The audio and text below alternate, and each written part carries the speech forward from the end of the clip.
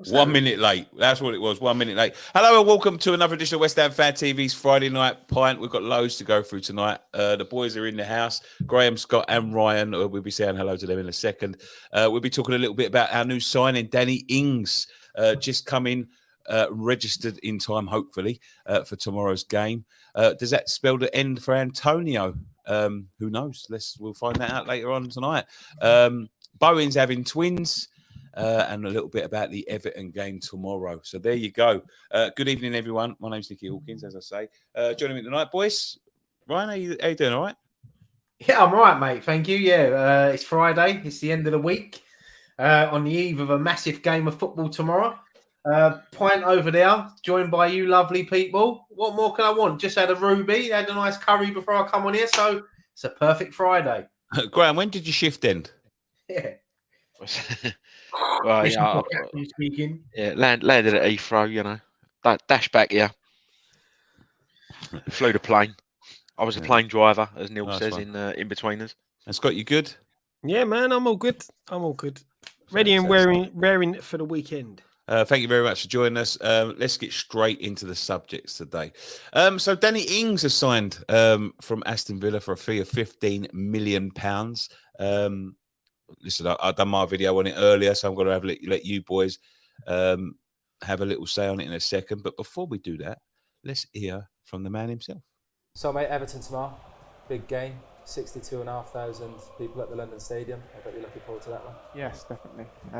It's a massive game. It's a game that when you do sign for a new club, you want to play a part of. So coming down here so fast and trying to get everything sorted and done, and hopefully I can play a part in that game. Have you played at the stadium before? For any of your other clubs, have you come to London Stadium and played there? Yeah. Fond memories of the fans? Yeah, I've got bad memories from results that I've had there. I don't think I've actually won there, to be honest. Playing against West Ham, so it'll be good to be on the winning team for once. I've actually played the wrong clip there. I was meant to play the one from Moyes, but it doesn't matter. It's all the same. It's all the same thing. He has signed. Listen, he's got to be. He's someone that I've wanted for a long time, but can he, at this age right now, solve our goal scoring issues, boys? Yeah, he's only 30. Didn't we sign Di Canio when he was 31? He's a proven goal scorer. He's Aston Villa's top goal scorer this season. Do you know what I like about this transfer? Is that he's willing to join us, even though we're in this situation. Villa are 10 points clear of us, mid-table. He could have sat out there, seen out the season, had a decent season with Villa, but he wants to come join West Ham. I'm fed up with being linked with all these strikers, especially over the last couple of weeks. These French strikers that they don't want to join us because we're in a relegation battle. Mate, I don't want players like that at the football club. I want a player like Danny Ings who's going to come in and he'll add a bit of experience to the dressing room as well. We've been shouting for weeks that we need more experience on the football pitch and in the dressing room, and we've got one. So I'm all for it. I think he'll score goals. I hope he starts scoring them from tomorrow. But yeah, no, I'm excited to see him at the football club. Graham? Yeah, I think it's a great signing. Like you say, proven goal scorer at this level. I just hope that we play the right way to him. Not how we do with most of our strikers, and just try and play him as a lone striker, pumping balls. We did it. We've done it with countless strikers. I just hope we can play to his strengths. Yeah, I mean that is one of the things that I wanted to ask. Will he have an impact? And what sort of impact will he have? Is he going to come in and start scoring goals? Is he going to take time to settle in? Is he going to start tomorrow? These are all questions that we've got to ask ourselves. But what sort of impact will he have on other players? Is he going to boost a lot of confidence with players that have sort of lost a little bit? I'm hoping it might give Antonio a kick up the backside. Now he knows that there's two strikers that challenge him for that. Three with him. Might give him a bit of a kick up the backside, and maybe his form will turn around. Scott? Do you know what? I'm just excited about actually having two strikers at the club for a change instead of one striker and a makeshift striker. So look, Danny Ings, quality player. We should have signed him years ago when we had the opportunity. You know, we should have tried to get him before he went to Villa. The fact that he's 30 years old for that type of player doesn't mean anything to me. You know, what happened to the days when you see strikers, when they get to 28, 29, 30, it's the prime of their life. It's the prime of their career.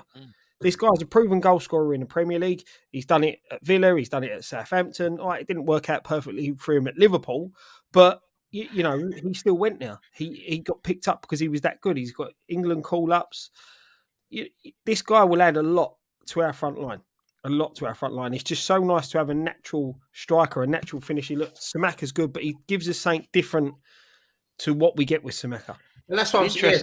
Someone like Skamaka as well. Once he comes back, you could. I mean, me and my mate I said I'll give him a mention tonight. My mate Lee, he's an happy Arsenal fan at the moment, by the way. But we was talking about it, and Danny Ings reminds me a lot of Paul Kitson, and I'm hoping that he can have the same sort of impact as what Kitson did when we signed him all them years ago. So him and Skamaka could get that little and large partnership going, and it offers you a different. You can play a two up top. Because Antonio and Skamaka won't work together, but someone like Danny Ings and a Skamaka could. What I do like about this signing, I mean, this is something that I've been talking about for a little while, even when we was doing well, is that we've got, I think we've had an issue. You know, Haller left the club 2 years ago now. It's been 2 years since he left the club. We took 18 months to scout a replacement for him. You know, we left Antonio in there for 18 months. His form dipped. You know, it went right up and then right down. You know what I mean? Like, and you know, I know that's going to be a little bit of age, but I can't help but thinking it's because we didn't have a striker in the ranks. You know, someone to learn from, someone to feed off of. And when you've got Skamaka is so young. He's got so much to learn. He's never played in the Premier League. And I think this, look, we'll be talking about Antonio in a second. But I think what this signing does for us is not only adds a proven quality goal scorer to the ranks, it also adds someone that's got a bit of experience in scoring goals in this league. You know, as much as you know, people loved Haller, and you know, everyone knows I wasn't his biggest fan. You know, he was a superb player, but what he didn't have is Premier League experience. Let's be fair. How long has it been since we've had a centre forward with Premier League experience? It's been a while. Hernandez was the last one. I think I heard we didn't play the right way to him.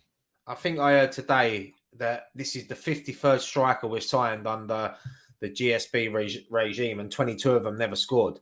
So I read that as well. Yeah, it's always been a problem at West Ham is getting a settled striker in. And as you said, mate, he's a proven Premier League goal scorer. He scored goals where it was only 3 or 4 years ago. He got 22 goals for Southampton in one season.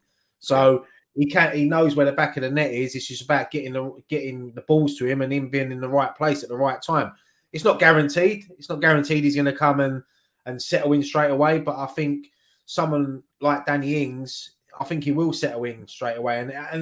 For me, he was registered in time for tomorrow. So I would start him. Just give him that start because that going into that game tomorrow is a massive game, and there's a lot of nerves around the fan base at the moment because we don't want to lose tomorrow. Giving someone like Danny Ings a start will give everyone in that crowd a lift because they'll be looking forward to seeing him, and it will frighten Everton as well. Because I bet there's Everton fans now sitting there thinking, "Oh, why did they sign him today?" He's got a good record. He's got a good record against Everton as well. He's scored a lot of goals against Everton. I think he's got 7 in 12 against them or something like that. So you always find that striker, a bit like us when we had like Lukaku and Rooney against us, always used to score against us. You find that team and you're straight away, you're in their heads. The defense is going to be a bit worried tomorrow. So as long as he gets the players playing off him, you know, he hasn't got Skamaka tomorrow, but someone like Ben Rama, Bowen, just playing off of him, you know, helping him up there, play football on the floor like me and Scott spoke about the other day, you know, he'll run off the defenders. He'll play off the shoulder. He'll look for that movement in the box. Yeah. And if we get the right balls in, he'll have a good game. Let me just play this clip from Moyes because it does sort of, you know, play into the fact that what you just said there, right? Will he start? Now let's play this clip from Moyes. The clip that I was meant to play at the beginning. I'm just going to run this clip now. Now you tell me whether this sounds like he's going to start. Yeah, I think it is what we need. We need someone who knows the league. And look, we've been linked with a few players and we've had a look at a few players to try and bring in to strengthen. But I wanted to bring somebody who wasn't a risk as far as knowing the league, someone who knew how to score and has scored. So I think Danny Ings is as good as it gets. And to be fair, at this time in the year, it's not easy to pick up centre forward. So we're really pleased to have him. He's already settled in quite well this morning, so we're really pleased to get him. He was registered before midday. Well, I don't know about his registration. I didn't actually check with Andrew on the way out. I just know that the paperwork was getting filed. Whether it's registered yet, I've not actually forgot to ask the question, to be honest. There we go. There's the manager on Danny Ings. Exactly what we need, which was, we've pretty much said, but didn't know whether he was registered in time. That doesn't sound like someone that's itching to get him in the side. That'd be the first thing you'd check. No. Yeah, but that press conference was sort of done before the website, before it was released. So they've said on the website that he was registered in time. So that press conference was done before that the club confirmed it. So it could be playing mind games as well. He could be playing mind games with Everton there. I'm glad what he said. It is hard to pick up strikers in January because usually you're paying over the odds. I think what we've paid for him is. I think it could end up being a bargain. I mean, this is the sort of signing we should have made last January, when we was in fourth in the league and what in Europe. But no, it's good because he can play. He's registered. He can play in Europe as well. So but the only thing that obviously worries me in this is his injury record. But let's just not think about that. Let's stay positive. There's been a few people, right, said about his injury record, saying it's a bit of a myth because he had that big time out at Liverpool. He's had a couple of sort of medium-term injuries, but not a lot of long-term ones. And they said that they were saying that on the radio as well today that he did have that long injury, but he's never. I mean, for Aston Villa, he's always been sort of regular, isn't he? And as I said, he's their top goal scorer this season. I'm surprised that Aston Villa are letting go, and they must have obviously someone else coming in. But to let their top goal scorer go. As I said, look, they're 10 points clear of us, so they probably don't see us as a massive threat. 10 points is not a lot, though, is it? No, it's not a lot if you get a run going. And as I said, tomorrow, people will be going to that stadium. There'll be youngsters. There'll be us as well. There'll be adults as well. Looking forward to. Everyone loves seeing a new signing. And if they at 2:00, if they look at that team news and see he's in the starting lineup, then everyone's going to be even more buzzing. I'll be honest, I don't see why he shouldn't be. I mean, he's been playing regularly this season. It's not like it's the start of the season. He hasn't done a pre-season. He should be fully match fit. So I can't see any reason why he wouldn't be in the starting lineup. Well, as we said earlier in the group chat, David Moyes would probably say he's got a bit of jet lag coming from Birmingham. Long way, 2 hours, 2.5 hours down the road. So, but no, look, joking aside, look, it'll be a massive boost. But if he does start on the bench, and then Antonio starts up front, well, at least we know we've got someone to come on that can change a game and get nick a goal. It's just now that we've got to play. We've got to play a different way, haven't we? We've got to play to his strengths. There's no point. You can sign every striker you want to sign on the planet, but if you don't put the ball into the box, don't give the player the ball, he ain't going to score goals. That's the worry for me. But do you think? I think the difference with Ings is, again, I go back to Antonio playing up top. He doesn't make centre forward runs. Ings will make them runs. Do you think that this is the last roll of the dice for Moyes? The ball have gone out and said, right, look, Danny Ings is available. Go and get him. If you play the same way against Everton, you're out the door. Do you want me to be totally honest with that, mate? Yeah. I don't think this is a David Moyes signing. I said it the other day. I think this will be his last game in charge. I think that this signing smells of Sean Dyche for me. He played with him at Burnley. I think Dyche would be favourites to take over. I think there's something going on in the background. I think this is more of a Sullivan signing as well. I know, listen, David Moyes is happy to get him there because David Moyes will probably think he'll save his job. But yeah, I don't think this is a David Moyes signing. Scott, I hope you're starring these comments, mate. I've started some, mate. Don't worry. I can see what you're saying, right? I really can, but Wait, you got subtitles? You got subtitles? No. No, I get what you're saying, but I don't know. Do you know what? I still don't think they're going to sack Moyes.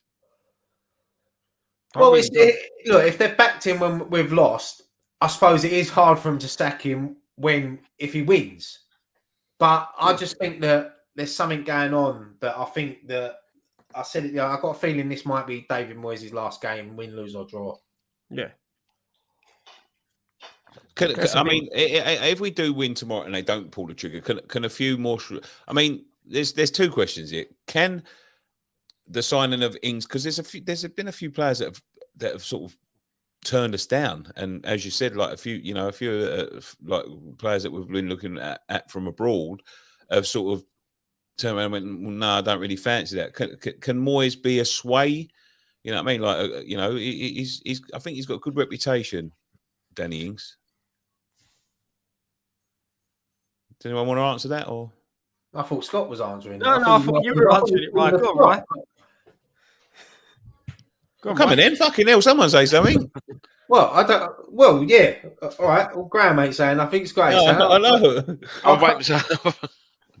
Well, yeah. No, I forgot what you fucking said now. Everyone's waiting for someone to say something. Can he be a lure for other players? That's what I'm saying. Danny Ings? Yeah. Just seeing the quality of Danny Ings coming in. Yeah, definitely. I mean, if there are players that we are linked with that might be looking at a club, they might have been waiting to see what sort of business we do. And when they see a player like Danny Ings come in, you know, it only takes one signing to attract a couple more. So yeah, look, it is a good signing, and hopefully it will lead to a couple more.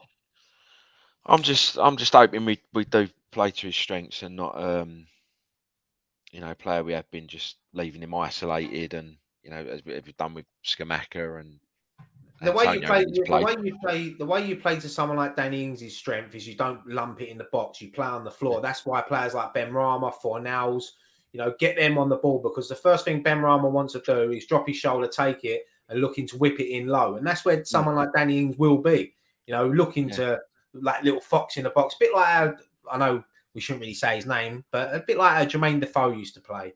A bit like Michael Owen. Yeah, but the trouble is we haven't played that way. Like, normally it's get it up to the striker and they're just isolated. It's, we generally don't. Well, I think that's the key tomorrow. I think they've given Ings, I think they've given Moyes Ings. And if we do play the same way, I think they'll think, well, no. You know what I mean? Like, they've basically said to him, look, this is, I think they've basically said this is the last round of dice. If you don't utilise this man to his strengths, like, what's the point? We can't keep on spending money on centre forwards and playing like a defensive way. I think this could bring the best out of Paqueta, because, Paqueta could be, he's got that striker's move. I mean, I love Antonio to bits. So, I love him, what he's done for our club over the years, but he really hasn't got no striker's instinct, not one bit of striker's instinct. And Skamaka's been very immobile. He's not that sort of forward, but Danny Ings is that sort of forward. Danny Ings is someone that's going to make runs, that's going to make intelligent runs, that knows how to, play on the shoulder, that will create chances himself. He's robust. He likes to tackle. He likes to get stuck in. And I just think he's exactly what we need at the moment. I really do. But if we go out tomorrow and he sort of plays that negative way, when we've got a proven goal scorer like Danny Ings, even at this point in the season, Danny Ings has played 18 games and he scored 6 goals for Villa, and he's been coming off the bench most of it. He can score. He knows where the net is. And look, if more. The thing is, I've got another question to ask as well, right? If Moyes can't see that the problem is the goal scoring tomorrow, when you've bought a centre forward that scores goals and he plays exactly the same way, he doesn't deserve to stay in his job. But we'll start. We'll take some comments in a second. But just one more thing. Oh shit! I forgot what I was going to ask now. We're on a roll tonight, boys, aren't we? No. Can a few shrewd signings save Moyes' job? Yes. Yeah. I mean, look, if we win tomorrow, and they decide not to sack him, and then we go on a little, because after tomorrow, I think we've got Chelsea, Tottenham, and Newcastle coming up in the Premier League, which is 3 massive games against 3 top sides. So if you get a bit of momentum going into them games, and then you pick results up in it, it'd be very hard to sack him.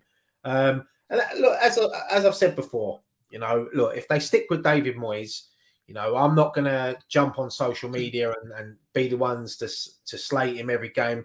I'm just going to you're just going to have to get behind it. In fact, we're just going to have to, like we do, we always do, get behind the players and hope they can get us out of this scrap at the moment. But yeah, I'll tell you what, boys. I for one, I'm looking forward to it tomorrow. I said to Ryan the other day on the phone that it's not just the fact that I'm looking forward to it. I want to know what's happening. I like to know what our fate is. It's the hope that kills me, sort of thing. So, yeah. Listen, I'm feeling a lot more positive today than I was a couple of days ago when I heard Skamaka was out for a month and Antonio might have been starting up front. Scott, let's take some comments, mate. Let's go through the comment section. Quite a few. Quick one that I saw at the start. Matt, West Ham Metalheads on Facebook. That's where you can find the top that I'm wearing, mate. Trust him about all the comments. Pick one about him. I've got one myself. They're worth the money. Listen, they're well worth the one money. of the first comments up there, so that's why I picked it. Barry says, being a Liverpool fan, Danny Ings was a good player. Got Liverpool. For Liverpool. Liverpool. For Liverpool. We'll do well at West Ham. Well done, and West Ham will stay up. Another one here. John said, he must boost the squad. He's proven. Rob said, Ings is a great sign for us, just what we need up front. I just hope he manages to avoid many injuries. This is the thing, like what you were saying with his injury record. I don't think it's as bad as everyone thinks. I know he's had a couple of ones, but it's not worse than some ones, isn't it? Where it would probably surprise you to see how many games he's actually played. Yeah. That's the thing. It's one of them myths. There's lots of myths in football. Remember that one where Darren Anderton was about 25 for about 10 years? Remember that, right? The thing is, all you got to look at is, Antonio used to be injured once or twice for long periods of time in the season. And I think what we've got now, a season and a bit without him picking up a serious injury. So there's obviously changes within the regime. I know we keep getting, your Cornet long-term, Samaka keeps picking up knocks, but our injury record is improving a bit. It just probably doesn't feel that at the moment. Steve Tilley says, what about Moyes praising Ben Rama at his press conference? That's the first. Sorry, Moyes, too late. Off you go. Did you see that quote? No. Did anyone see that quote? No. He basically, it was like he took with one hand and he gave with one hand and took away with the other. He said, Ben Rama's probably been our best attacking player this season, but then straight after that he went, but no one else has been any good. Do you know what I mean? It's just a bit like he can't help but knock him. He hates Ben Rama. It's a compliment, but with a bit of criticism. Yeah. There's a little. You know what I mean? Like through gritted teeth. Yeah. Does this mean Moyes is being backed? Ings is friends with Dyche. That's reiterate sort of what which is what Ryan said earlier. Ings is a superb signing. Just hope Moyes plays him. Hale, good signing. Gravy 27. Simple answer is no. He won't solve anything, but we create feck all. Steve says Ings has to start tomorrow, but knowing Moyes will be on the bench. Turn into Mrs. Brown's poison, Scott. Chris Fecky. Matt says yes, I think he can do a job for us and keep us up. Red 5 says so excited about tomorrow. Just hope we get the stadium rocking for once. That's important. And I think this will give the crowd a boost as well. We need to make these, especially at home, we need to make these games, especially against teams like this. We need to make that place a bit of a fortress tomorrow, a bit of a wall of noise. Because they're for a while, is it? That does us a favour as well, because their fans, what's going on over at Everton is, it's Yeah. fucking crazy, to be quite honest with you. Like, Reminds me of the days of the Bond scheme and all that sort of thing. I think what's happening at Everton at the moment could well play into our hands, because I think there's going to be players tomorrow, and there's going to be players that have been over the last week probably looking to their agents and get me the fuck out of here. I don't want these crazy scouse bastards fucking blocking the road and coming up to my car, and you know what I mean, like every fucking week when we can't win a game. I think that could. I think it's going to knock a few players. It's either going to do one or two things. It's going to knock a few players and thinking, "Fuck this," you know what I mean. It depends on their character. Or it's going to think, "Right, let's nail down. I don't fancy that again." As I said on the preview the other day, it could be the perfect game for Everton away from Goodison Park, coming to a London stadium that is low on confidence at the moment within the fan base and the team. So it could play into their hands, but let's hope it don't. That's it. It's a game Lampard will be desperate to win as well. Forgot about him.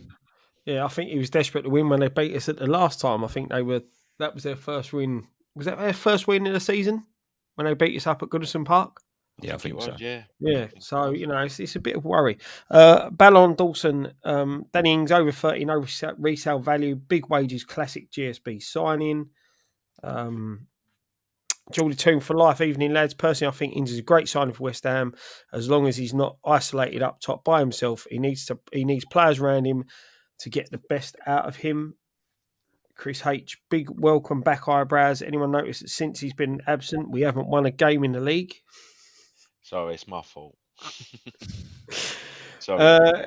Graham donated €5. Great signing. Antonio's my favourite player, but he needs a kick in the arse to try and get him back to his 2021-22 form. Daz says, good signing, especially in January, so watch him become our new left wing back. Laugh out loud. Come on, you irons. Moyes will start him on the bench, I bet. Ings will give you threat in the air at set pieces, likes to tackle. Not the best at passing, though. Finishing is very good. Well, as long as he knows where the net is. Exactly, that's what we need him to do.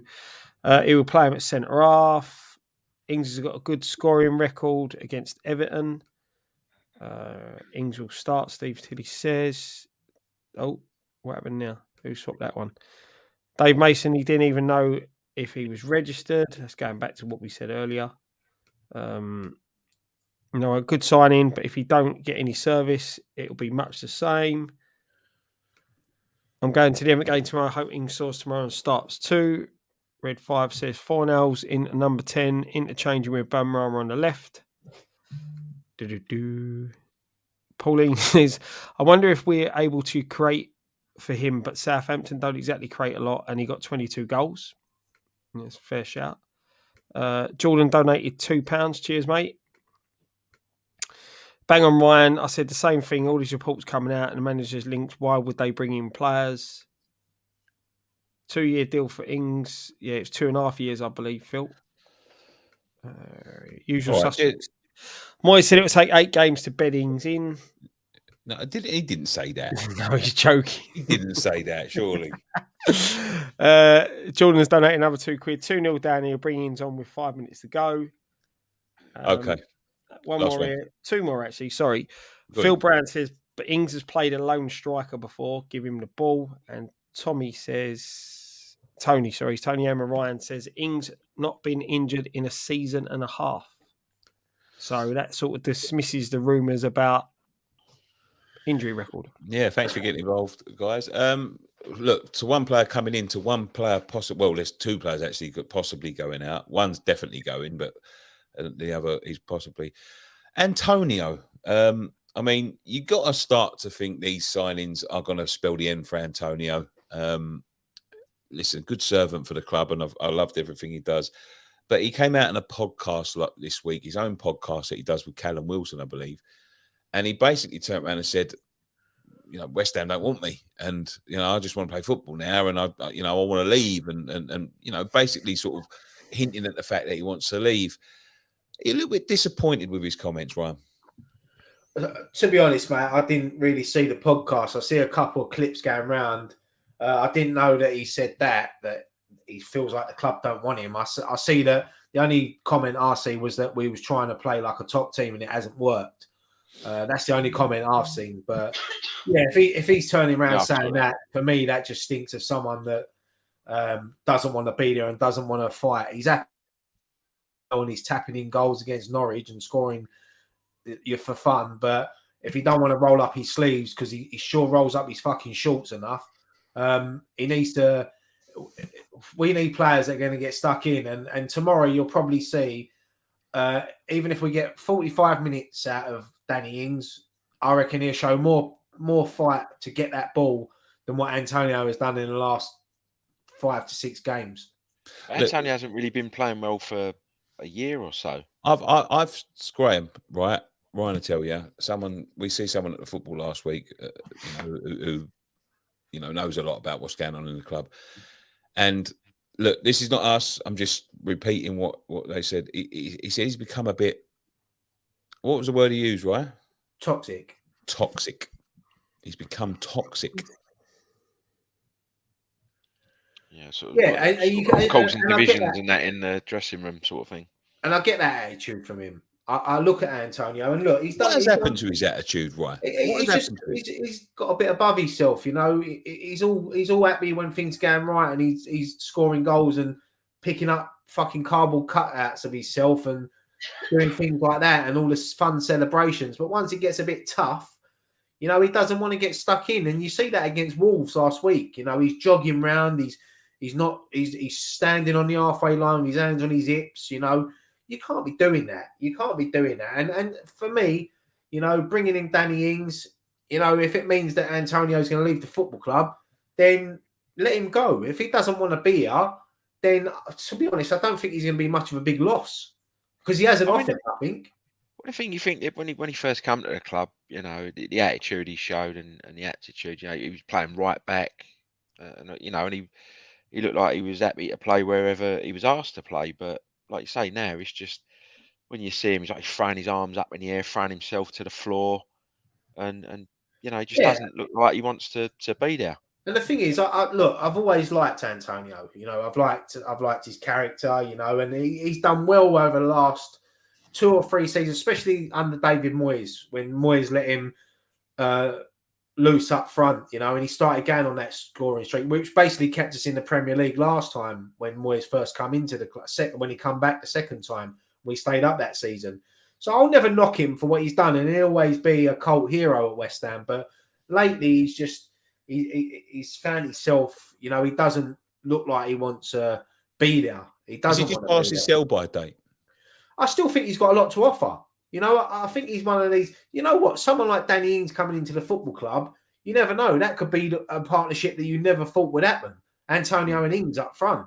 It could work.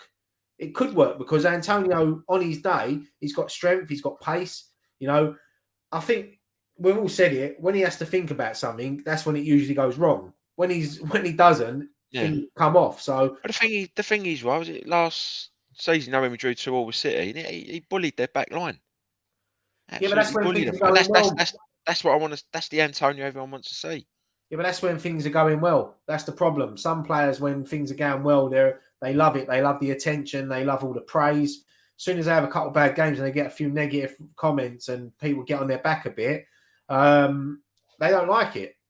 But he's had a couple of these spells, hasn't he, where he's got a little bit, where there's been I think 3 or 4 years ago, I was sitting there saying he's finished here and he's got to leave and all that. And he's had these sort of dips and resurgences. But I'll be honest with you, what I see at Wolves last week was probably the worst I've ever seen from him. As Ryan said, hands on his hips, doesn't look like he wants to, dig in. I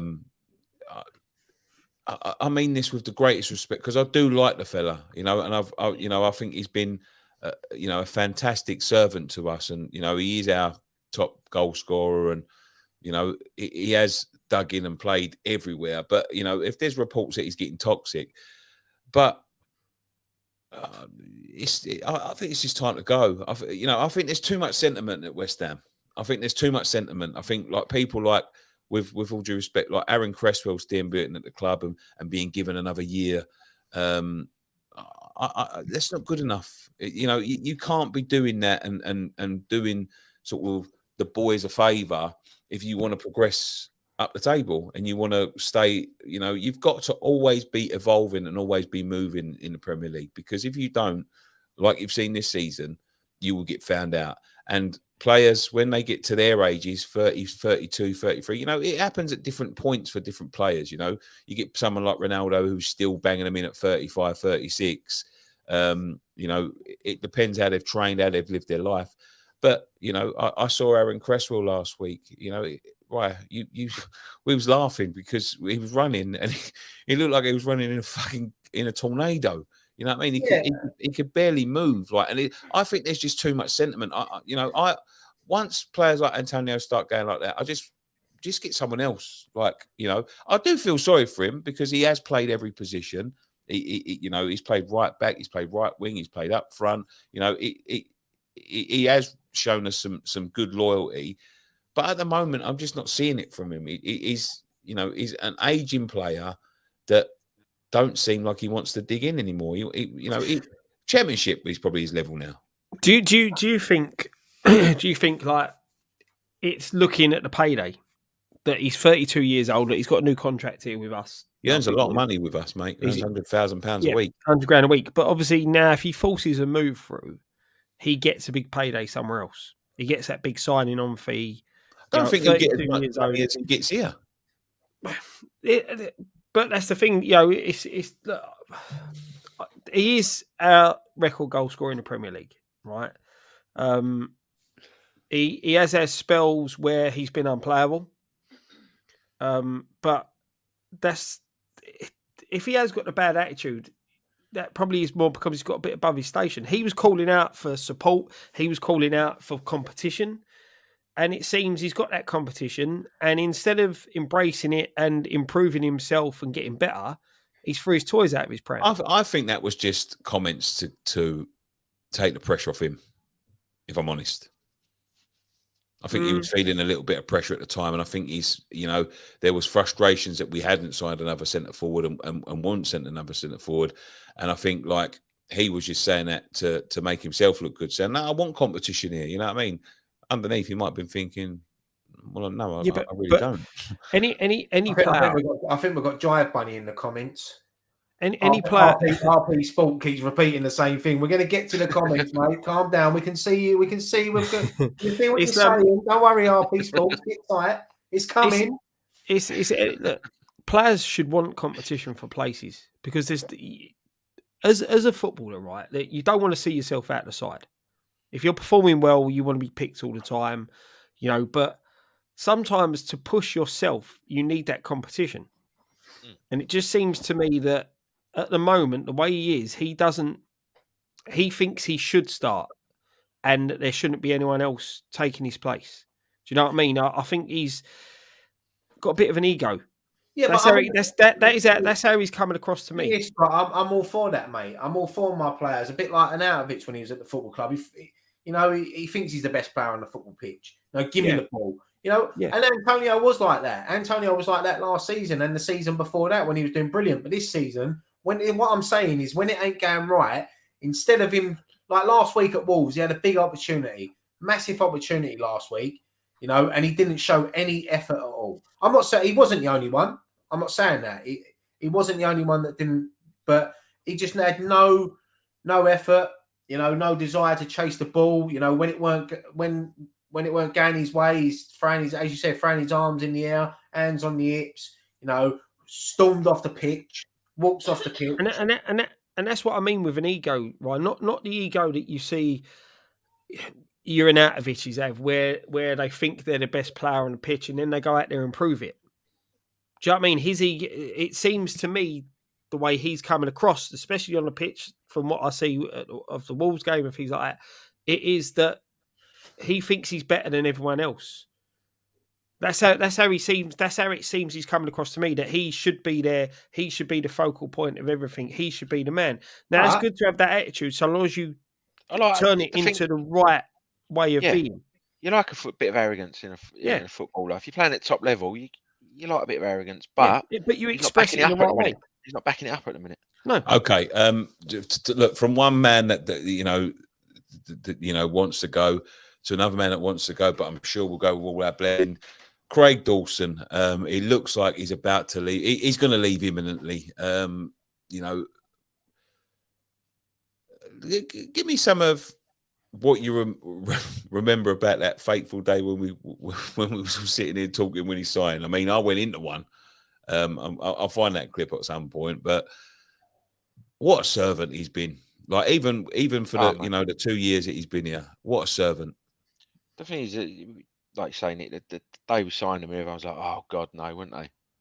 All the fans were like, "Oh, this is going to be a disaster." And he's been over the last 2 seasons. He's been one of our best players. I think pound for pound, Scott, do you reckon he's been our best signing? Ryan. So let's go with you, mate. Pound for pound. Yeah, best signing in the last sort of 10 years. Pound for pound. Oh, in the last 10 years, probably. Yeah, I thought it was going to say value for money. Yeah. Yeah, I mean, yeah. Look, when he first come in, there was a lot of negativity towards him because it was in the Championship at the time, struggling to get in Watford's team. And yeah, he's proved everyone wrong. And I think, I always remember the one game that always stick in mind of me is Lyon away. I think that he was unbelievable that night. Unbelievable. He got himself a goal. He was as solid as anything at the back. And he was a main reason. He was one of the main reasons why we did well in the Europa League, especially in the later stages, the quarters, the last 16. He was unbelievable. And you find this with players. They can go around different clubs, but they'll always go and find a club where they settle in straight away. And when he had someone like Kurt Zuma next to him, and everything was going well. And yeah, he was solid, and he was a great servant for West Ham. And I wish him well. I don't wish him too much luck because we're in a relegation battle with Wolves. So for me, yeah, I hope he slips over. I think he'll always be remembered as a bit of a cult hero at West Ham. I think. Yeah, I think he's going to be one of them people that go with the blessing. He'll always be welcome back. He'll never get booed, I don't think. And no. Yeah, I'm really sad to be seeing him go because after that, that big rant I had that night when he signed, he went on and become probably my favourite player. I bet you didn't think 2 years later we'd be making money on him when we sell him. No. I mean, I'll be honest with you. Well, we signed him on loan first, didn't we? I never thought he'd get a game, to be honest. And for he didn't make his debut until December, which was out of necessity, really. But he's one of them people. When you're talking about Antonio, who ain't got no effort, he was one of them people that came into the side, and once he got a grip on that side, I mean, we had big defenders at the time. People that cost us a lot of money, like Diop and Ogbonna and Zuma, and he held down that side. He got dislodged, and then he got himself back in, and he held his place. I think. Look, I didn't think I'd see another Ginger Pele when he left, but he was as close as we're going to get. He's just an old-fashioned centre back, isn't he? He's not afraid to throw his body in the way, get his head stuck in. He had and to be fair, he was very underrated on his passing as well. Mm-hmm. Very underrated. Some of his crossfield balls were unreal. Yeah. It's going to be a massive blow to lose Dawes. He's getting older. He's made us all, like one of the comments said, he's made us all eat humble pie. And to be fair, I'm glad he has, because he got a humble bakery and shoved it down my throat, mate. I'm glad about it. He has given. He was part of giving us a lot of good memories. Do you know what I mean? Like, with the European games, the goals he scored there. He played his part in getting us where we ended up in. With the semi-final, getting us into Europe twice. Memory. The penalty against City, mate, when he pinged it in the top bins. Yeah. One of my favourite memories was when he took a shot on goal and nearly took the defender's head off. Oh, yeah. Southampton, was it the Southampton player when it was at Southampton? Yeah, it was, yeah. But that's the thing, he wanted to go in the summer. It didn't work out, but he didn't throw his toys out the pram. He just got on with the job that was job at hand. He trained, he played, he gave his all, he gave everything that he could give us. And, like I said, even though he wanted out the door, he still done that. Other players would have threw tantrums, would have not trained and all that type of stuff and forced to move, but he didn't. All right, let's You know. take some more comments from the Antonio and the Dawson stories. Start some while we're going, Scott, if you I think want. we've got the Antonio fan club in here at the moment. Antonio's behaving like a baby, says John. Jamie Hayfield, £10. Honestly, on the older side, but what Jan is for Prem experience, can score goals, and Antonio can come on second half to bully defenders. I haven't seen a lot of bullying recently, mate, to be honest with you. And I was one of his biggest fans. Antonio hasn't been good for a while, to be honest. Lee Wilborn says proper centre forward always creates his own chances. If I was his manager, I'd say I want 3 shots on target from Ings, similar to Tony Cottee. Phil Brown says Antonio wanted someone to push him. We got Skamaka and he throws his toys out the pram. Keith, 79 mood, £5. Thank you very much, mate. Hi, guys, just tuned in. Oh, my God, is there a ghost in the house? Oh, sorry, it's the return of Graham. Seriously, nice to see you back, mate.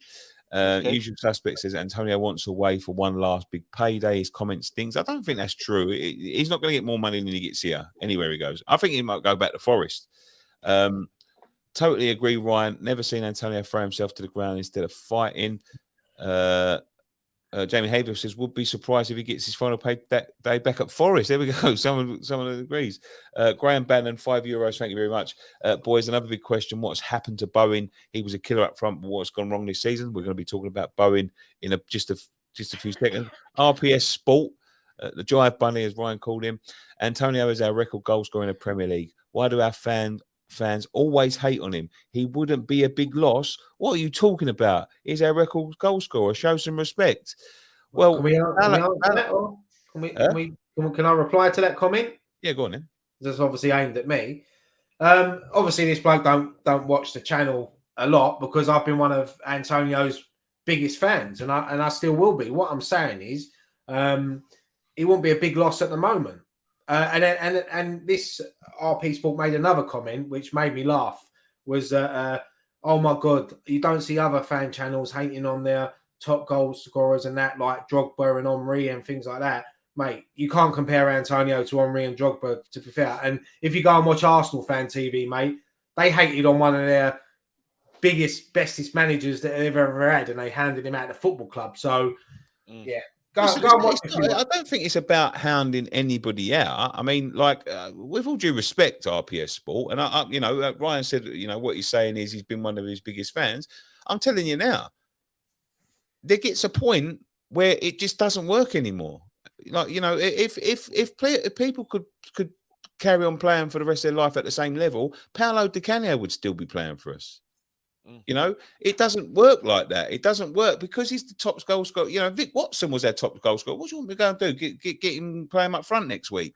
It's absolutely nonsense. It does not matter whether he's our top goal scorer. We've all said we've respected what he's done. We know what he's done. We've always loved him, but at this particular moment in time, he's fucking useless. Can I just say one thing as well? He's fucking useless. Just replying to the comment about the other fans treating their heroes. Do you remember who's Chelsea's all-time record goal scorer? Frank Lampard, right? Do you remember when a certain Mr. Frank Lampard signed for Man City? Chelsea fans turned on him and booed him. So you can have that one, PR Sports. Go on. Sorry, go on. No, sorry. Matt Rainey said, sorry, we just got to get through. Matt Rainey says, no sentiment, butters, no parsnips. Fuck knows what that means. Antonio. I'm going to use that one. Antonio thought he was getting a lesser striker, but Skamaka turned up and he was like, oh dear. Says E20's own TV. Big Dawes, going on to the Dawson comments. A beautiful man. We're lucky to have him, as we are you four boys. Thank you very much, man. That's a very, very lovely thing to say. It's your mate, Tommy Coons, is it? Yeah, Tommy's a good boy. I'm going to see him soon. We need a beer. Dawes has given us some of our best man and ball tackles ever seen at the new stadium. Dawson has been top class, should have been hammer of the year. It's a shame, really. Di Canio 1.5 million, but yeah. Listen, £1.5 million. I'm not saying he's a better signing than Di Canio, which I did say in the last 10 years. But Di Canio at £1.5 million and Dawson at £2 million. The £1.5 million was a lot more money then than it is now. All time £4, Paolo Di Canio. Oh, pound for pound. Pay £4 for Titania. that would have been a bargain. £4. I can imagine Harry Redknapp giving Sheffield Wednesday a fiver and waiting for his pound change as well. I bet he would fucking wait for the change as well, the tight arse. That's a joke, by the way. Dawson professionalism should be an example to all, says Jason Croucher. Red 5, nothing better than a humble pie, proved us all wrong. Absolutely, mate. Do you know what? I like that comment because there's a lot of people, we was talking about this this week, there's a lot of people that just stick to their opinion rigidly, you know what I mean? Like, I'll name one on this channel. Jace, who does the watch-alongs, said Jesse Lingard was useless, scored 12 goals for us or 10 goals for us. He still, still went on with the opinion that it was useless. Sometimes humble pie is the best thing. And if the humble pie that you're eating is proving you wrong and your football club gets the best out of it, don't be afraid to change your opinion and hold your hands up because, listen, that's what makes this space so toxic. People just sticking to an opinion and waiting for someone to fuck up, in my opinion. Just to say that they were right. Yeah, just to say that was right. Yeah, Dawson always gave 100%. Never seen a defender attack a ball at set pieces like him at near post. He's one of the reasons we finished so high in the league last season. All his West Ham fans want is players like Dawson. No headlines, just hard work. Antonio is the complete opposite. Last couple now. Craig Dawson is going to go down as one of our best players in recent years. And Antonio, love him. It's plain and simple, old now. Can't overpower defenders anymore. Not going to get any more out of him. Glad West Ham United front office can see that and shouldn't unload him. Ings equals better goal scorer and big love to Dawson. There we go. See, if I was someone like Antonio, just before we move on, I'd be so excited to see someone like Danny Ings walk into the football club because I'd be thinking to myself, yeah, I can link up with him. But the attitude Antonio's got, he's probably thinking, I don't like competition. See you later. I'm going to dress up as a snowman and drive down the road again. Everyone laugh at me on social media. It's just that thing that the players grow older and the way the game sell by date. No matter who you are, they've got their sell by date. But also, listen, let's move on a little bit. Bowen is going to have twins. It came out on social media, I think, just before. Can we just state this? He's not having the twins. It's his partner. It's his partner, yeah. I was going to say maybe that's the reason why he's been playing like a wanker. But yeah, he's going to have twins. Could that explain a little bit about his form? Well, it'll get worse when she's had them. If that's the case. Maybe he's up there thinking, fucking hell, two of them. Look, we don't know what's going on in players' lives behind closed doors. A bit like Declan Rice when he had that slumper form, and then we found out that his missus had a baby. So you don't know. You don't know what's going on. But look, good luck to him. He's, congratulations. Congratulations. Congratulations to them both. He's obviously settled, and good luck to him. But let's hope that he finds a bit of form and hopefully start scoring some goals again. He's got two babies, mate. It's a lot of money. He's got to earn his wages. Yeah, that's right. Yeah. Do you know what? It's worrying. Sorry, mate. Go on. No, it's worrying with our players. It seems to be when partners do get pregnant, like you pointed out with Rice, the form dips. Fornals was another one. We've seen a massive dip in form with him since his missus has got pregnant or had the baby, whatever. What do we do then, Scott? Fucking bang kids or what? No, I'm just saying it's just it has the reverse effect. It's like that as well, especially when they're heavily pregnant. They're going away games. They're up north. They're away for a few days, especially when in Europe as well. They're going away for a couple of days during the week. You are thinking about your missus at home. So, look, it's tough. As I said, we don't know what's going on behind closed doors, but let's hope he finds a bit of form. Do we forget that they're human sometimes? Just play devil's advocate. I think people do. I think people think with footballers on so much money and this that they don't. The real life doesn't affect them, but it does. They're human after all. There's a comment here from Triniama which I think is quite relevant. Yeah, priorities. Life is more important than football. Of course, and Dawson's proved that because Dawson won't believe in the football club. It's all about family, and that's why he's had to make that decision to leave the football club. Family always comes first, no matter what you do in life, whether you're a football player or whatever. You know, your family comes first. You know, some things, as he just said there, some things are more important than football, but some people can't ever let go of that. Some people don't think football's just their life, and they think these football players are in the bubble and they have to, you know, it's a tough. I can imagine like you see it, you know, you imagine like they flick on their social medias every day, and if they've had a bad game, the amount of comments they get, the notifications they get, the fucking, it must be hard for them. And I know they earn a lot of money, but at the end of the day, that's not their fault. It's what they're offered. It's what they're paid. Okay, let's move unfortunately, it's the forward. nature of the beast of modern day football, isn't it? It's I know they are human beings, but you know, it's just the unfortunate thing. Like when you look at before, you go back before social media, you know, they didn't have it. You know, like their neighbours would give them grief and stuff like that, but they wouldn't get it like they get it now. Do you know what I mean? It was after the game they may get a bit of grief. They'll get a bit of grief during the game, but then that'd be it. Now it's 24/7 constant. So Yeah. All right, let's get to the Everton game. I'm itching to get into this one. Make or break this one? Well, for both managers, really, I think it's. I think yeah. As I said today on the preview with Scott, this could be the first game in history where both managers could lose their job after the game. You know, Lampard's on the verge, and Moyes is definitely on the verge. So it could be you could see breaking news on Sky Sports News over the weekend: 2 managers get the sack after the same game. It's one of those that neither manager can afford to lose it, but I also don't think neither manager can afford to draw. You know, it's if Southampton win, if one of us or Everton lose and Southampton win, we go bottom.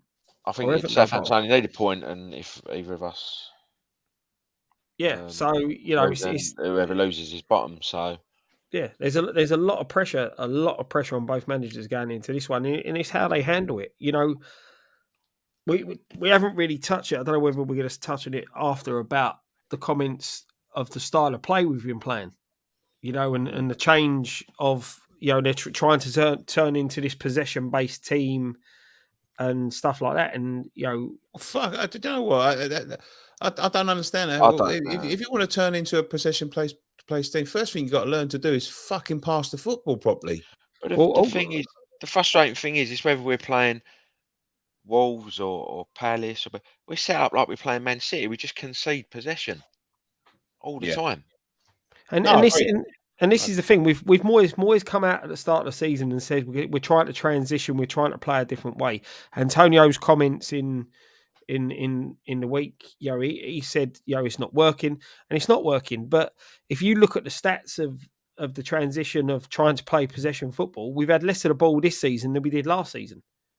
You know, and to play that type of football, you've got to move the ball quickly. You've got to have players making runs, and I don't see that. I still see we sit deep. We try to counter teams without players who can counter, or without players who have got any pace. And I don't see this transition. All I see is predictability, because you can predict what we're going to do. You know, we know we get the ball out onto the left. No one whips a cross in. It literally goes backwards and then switches out, and then Rice will do a crossfield ball to the right, and then the ball get played in a box over the top of everyone's head. You know, there's no possession-based football. There's no movement. And that's what I'm hoping with Ings coming in. That's what we'll start to see. We'll see a bit more striker movement. Well, yeah, I mean, look, the second half of the season, it starts tomorrow. There's 19 games to turn this round. 57 points to play for. So there's a lot of points still to play for. If we can just get a little bit of a run together, you know, look, we've got from now until, we ain't got to worry about Europe till March. So I don't know how many Premier League games are between now and then, what, about 6, 7. So we've got to concentrate on the leagues, getting this far. I know we've got the FA Cup as well, but if we can just get a little bit of a run together, you know, for me now, where we're sitting now, you know, if you offered me 11th place, 10th place, I'll take it. I know it ain't good enough, and we expect better, but where we are now, you know, I'll take that as, you know, and have a good European run, and hopefully, you know, after a long time, get our hands on a trophy. Well, that's the thing, Ryan. You know, we've said it, and it's one of Graham's favourite comments. You know, we can't put fourth place in the trophy cabinet. So at the end of the day, so long as we're in the Premier League, finish 17th and win that Conference League. You know, the Conference League is when you look at the teams left in it, that's a winnable competition. You know, we're in a good stage. We've still got a good squad, a very good squad in European football, in my opinion, in this competition. So whether you look at it as the League Cup of European football, it's still a trophy at the end of the season. You know, it still transitions you into Europe next season. So you've got this. What my worry is if we do sack Moyes and bring someone else in, will they then prioritise staying in the Premier League over the top of that European competition? Well, yeah, they're obviously, especially if they come in on a 6 month deal or to the rest of the season, they're going to want to stay in the Premier League because then that'll probably earn them a 2-year deal or whatever. But for me, going on the game tomorrow, I said it the other day on the preview. The midfield three that I want to see is Declan. I want to see Declan Rice sitting a bit more deeper tomorrow, like what he does for England. And I want to allow Paqueta and Fornals to get on that ball. You know, hopefully, you know, if Ben Rama starts as well out on the left, Bowen on the right. You've got that four there in front of Declan Rice, which can get the ball on the floor, play a bit of football, and hopefully, fingers crossed, Danny Ings starts. He will play off the shoulder of the defenders, and then you want to get that ball. You know, Fornals is going to be the one that gets stuck in. Jared Bowen is going to look to do what he does. You know, get down the right and whip that ball in. You know, so it's going to be a tough game tomorrow. But if we win that midfield battle, you know, we get the 3 points tomorrow. Mr. C, we'll sort of end it with this comment. It's more important to win at home to appease the bulk of supporters. When you fail to do that, there's no positivity to focus on. It becomes harder and harder to feel good about things. And let me just end things with this. Listen, regardless of what you think of this man, David Gold, he's going to have a tribute tomorrow. There is a tweet that I responded to in a week. I'm just going to put it over the screen here. Tommy Weaver, who is a sports editor for the Red Tops, for the Shit Tops, or what we should call them. Any West Ham fans planning on ruining the club's tribute to David Gold at London Stadium seriously needs their head tested. David Gold was one of our own, supported West Ham longer than most of us, co-owner of our club, proper West Ham and a pure gentleman. Now, listen, whether you agree with his sentiments or not, I said he's talking shit. I haven't heard of anyone planning to do demonstrations or whatever through this or planning to disrupt it. You know, if there are a few people out there, please be respectful. At the end of the day, whatever you thought of his business dealings, and you know, you said it earlier yourself, business, life is bigger than football. And that is someone's granddad, that is someone's father, and you know, he's loved member of family. So, like, respect his family, you know, and please don't do that. That would be the thing is, though, like, you know, with what some of the tweets and comments you've seen after David Gold passed, I think that's what it was more aimed at, that comment, because, you know, inside the ground, I don't think any West Ham fan, I don't think any normal human being would boo someone that's passed away. You know, West Ham fans down the years have always paid respect, even when we've gone to opposition clubs and one of their own have passed away. West Ham, I remember being at Chelsea after Ray Wilkins passed, and West Ham fans were singing "There's only one Ray Wilkins." Yeah, you know, I was there, I was in the crowd that day, so I don't think, you know, obviously there are people that didn't like David Gold for what he done, you know, over the past few years. But as Nicky said, as a man, as a father, as a son, you know, a grandfather, you know, you have to pay your respects in that way. Yeah, absolutely. Thank you so much. We've got a super chat. I'll read that out before we log off. Zuma being 90% fit, partnering Aguero will be a difference between survival and Moyes being sacked. Can't wait to see them. Can't wait to see them two together. Honestly, yeah, I can't. It will be Aguero, for me, since he's come back in the team, every game he's looking a lot better, a lot more solid. Get Zuma alongside him. Soufal's getting back to the form he showed a couple of years ago. It's just that left back spot that's letting us down. You know, Scott went for Emerson. I went for Ben Johnson now. We give our reasons the other night on the preview why we think they should start. But if we can get a settled back four, then yeah, that's a massive bonus. Thank you very much, boys. Thank you so much for joining us tonight. Thank you so much as well for everyone that's passed comments on. We'll see you tomorrow for probably the biggest game of our season so far, West Ham Everton. One thing left for us to say: come on, you Irons. Come on, you Come on, Irons.